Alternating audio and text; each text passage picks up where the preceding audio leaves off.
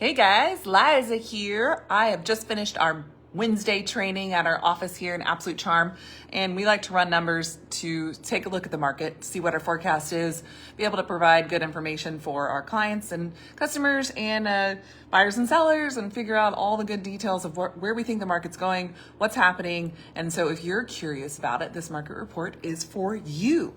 So the first thing we're gonna talk about today is appreciation and depreciation. As we all know, Fredericksburg went insane during COVID. You saw during COVID appreciation rates of, in 2020, we just started in 2020 with mega appreciation. We had 11.9% appreciation rate in 2020. 21 was 26.7%. The national average is around 4% a year. So to see 26.7 is insane. Also, I bet you the national average went crazy too, because as we all know, 2020, 21, and 22 all were insane. The appreciation rate for Fredericksburg of 2022 was 19%. Now, looking at those numbers, you guys, those are hugely inflated appreciation rates with a rate of only 4%, which we should historically be getting. We're going to have to bounce down from that. So what we decided to do, 2019, we had a pretty standard appreciation rate. We had a 3% appreciation rate. Now, this is for all homes in Fredericksburg, regardless of it being a family home or a short-term rental. If you like numbers like I do, this is really interesting. So in 2019, we had a 3% appreciation rate. Now, if I'm just comparing the 2 years, 2022 and 2023, which we have the full data for the 2 years, so those are the only two that I can do right now.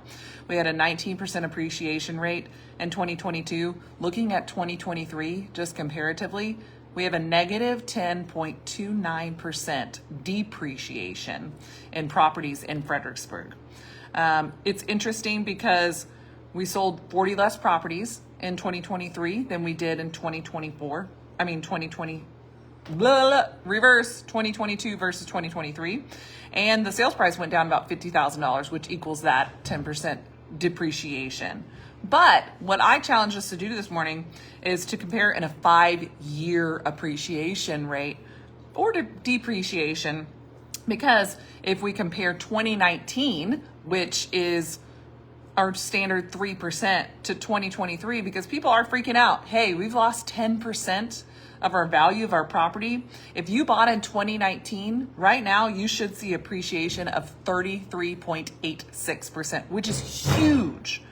That's comparing 2019 to 2023. If you compare 2022 with 2023, you're going to see that depreciation. But if you look back 5 years, you're going to see a huge appreciation. So that graph went from 2019, your standard 3%.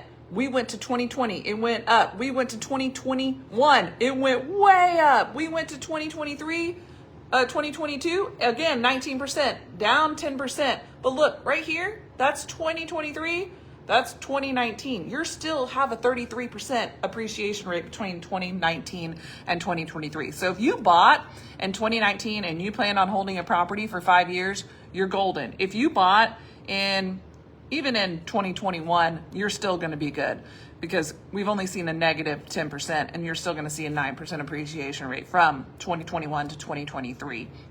So just key takeaways from this. We might have a depreciation from 2022 to 23 of 10%. You're going negative. If you bought last year, you're going negative 10% this year. But if you can hold on to your property, you'll see a steady incline. Real estate always appreciates. They don't make more of it.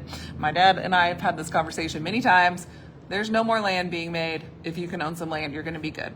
From 2019 to 2023, a 33.86 appreciation rate of in-town homes in Fredericksburg, Texas. Now, we went and compared last year, April, just breaking down a month report. Okay, so last year in April, we sold 22 homes. This year, we sold 20. Last year, the days on the market were a little bit longer. We've got skewed at 55 days on the market for this year for April.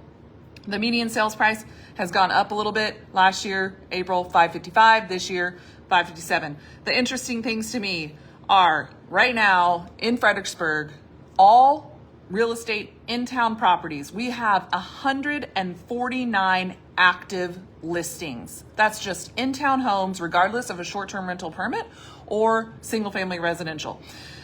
Under contract, we have 28. So in total, we have 177 properties that are now available on the market. That is a lot of properties for a town this size, you guys.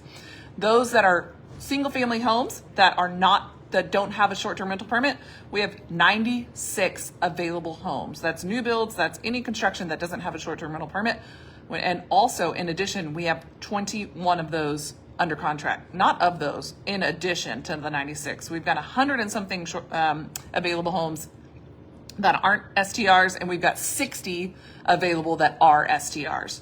So our months of inventory is pretty high right now. We're definitely seeing a little bit of a swing towards a buyer's market because, you guys, if it's not priced right, guess what? Your home is going to sit on the market. You have to be priced right. Speaking of being priced right, the price per square foot, the average price per square foot right now of the 13 sold that in April was $240 a foot for a non-short-term rental. For a short-term rental, you're looking at $429. That's because of the income that it brings. It gives it more value, obviously. And again, we had 13 non-short-term rentals sell in April last month and 7 short-term rentals sold last month. So we had 20 homes sold in April. So when you look at how many we have on the market, we have 177 with an average of 20 selling a month. Now, this is hard data to not verify, but just to take a look at because it's only 1 month. Traditionally, I like going back a couple of months, but you're looking at over almost 9 months worth of inventory on the market. That means if we have no new listings whatsoever in 9 months, we will sell out of our inventory. But we got 41 new listings last month.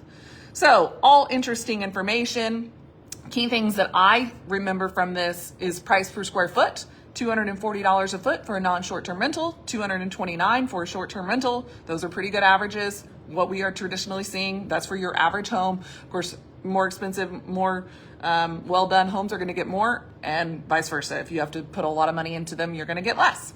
And you're looking about $460,000 for an average of a price for a non-short-term rental and $679 for a short-term rental. So hope you find this information good. And we've spent a lot of time every month. We do market stats just to keep you appraised on the market. You're going to see that depreciation of 10% from this year, from 22 to 23, but appreciation from 19 to 23 is 33%. So your properties are still going up in value, especially if you had and hold on to them.